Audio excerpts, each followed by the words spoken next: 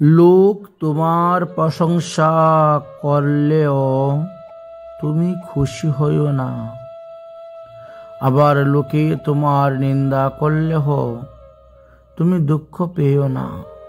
কারণ লোকের কথায় কয়লা কখনো শোনা হয় না, আর শোনা কখনো কয়লা হয় না।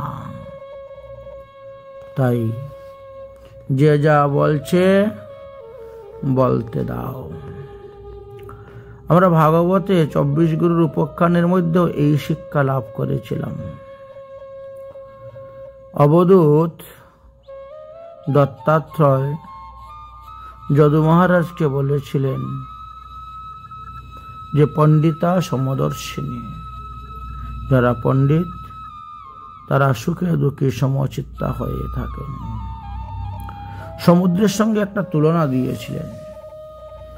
বর্ষাকালে সমুদ্রেতে যতই জল প্রবেশ করুক না কেন, সমুদ্রদেব কিন্তু তার বেলাভূমি অতিক্রম করিয়া তার বাইরে কখনো আসে না। আবার গ্রীষ্মকালে, শীতকালে, হেমন্তকালে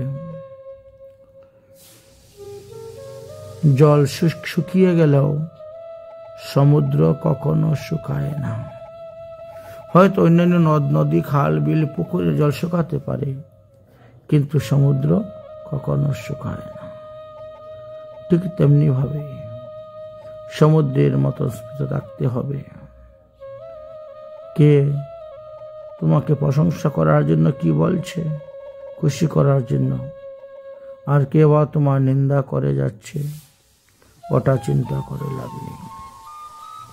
যেটা ভালো সেটা গ্রহণ করবেন, যেটা খারাপ সেটা ত্যাগ করবেন।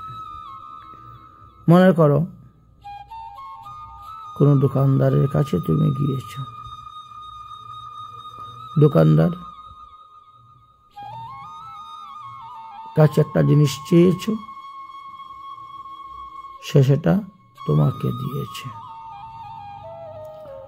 তুমি যদি ওটা না নেও, তাহলে সে তার বস্তার মধ্যে অন্য জিনিসের সঙ্গে সেই জিনিসটাই মিশিয়ে রেখে দিবে। ঠিক তেমনি ভাবে লোক তোমার প্রশংসা করলেও বেশি খুশি হইও না, আবার তোমার নিন্দা করলেও দুঃখ পেও না। যখন খুশি বা নিন্দা দুটাই করে, তুমি তখন সেটা গ্রহণ না করলেই হলো। গ্রহণ না করলেই তোমার সুখ দুঃখ সেখান থেকে উৎপন্ন হবে না। তুমি তো যা আছো তাই থাকবে। লোকের কথায় যেমন কয়লা কখনো সোনা হয় না, বা সোনা কখনো কয়লা হয় না। সোনা সোনাই থাকে, আর কয়লা কয়লাই থাকে। তাই যে যা বলুক না কেন, আমি যেমন আছি তেমনই থাকব। তাই লোকের কথায় আমার কি আসে যায়। এই তো এই উপদেশের যথার্থ তাৎপর্য। তাই হরিভজন করে যান, তুলসীর মালা কণ্ঠে ধারণ করুন, ঊর্ধ্বপুণ্ড তিলক রচনা করুন, ভগবানকে ভোগ লাগিয়ে প্রসাদ গ্রহণ করুন, গীতা ভাগবত পাঠ করুন, শ্রবণ করুন, কীর্তন করুন। কে তোমাকে কি বলতেছে তা নিয়ে তুমি ভেবো না। তুমি শ্রীহরির কথা ভাবো, তাহলে শ্রীহরিও তোমার কথাই ভাববেন। এটাই ভগবানের বিধান, এটাই ভগবানের নিয়ম নীতি। যে ভগবানকে যেভাবে ভাবেন, ভগবানও তাকে সেইভাবেই ভাবেন। রাধে রাধে।